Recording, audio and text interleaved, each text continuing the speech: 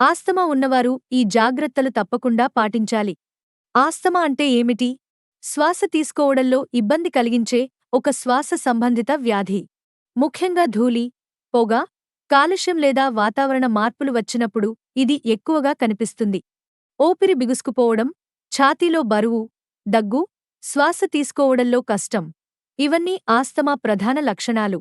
కొన్ని సందర్భాల్లో రాత్రి వేళల్లో దగ్గు, శ్వాస ఇబ్బంది మరింత పెరుగుతుంది. అలాంటి సమయంలో నిర్లక్ష్యం చేయకండి. వెంటనే వైద్యుడిని సంప్రదించండి. ఆస్తమా రాకుండా ఉండటానికి ఈ జాగ్రత్తలు పాటించండి.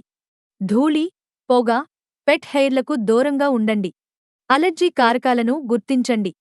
పొగ త్రాగడం మానండి. శ్వాస వ్యాయామాలు, యోగా చేయడం అలవాటు చేసుకోండి.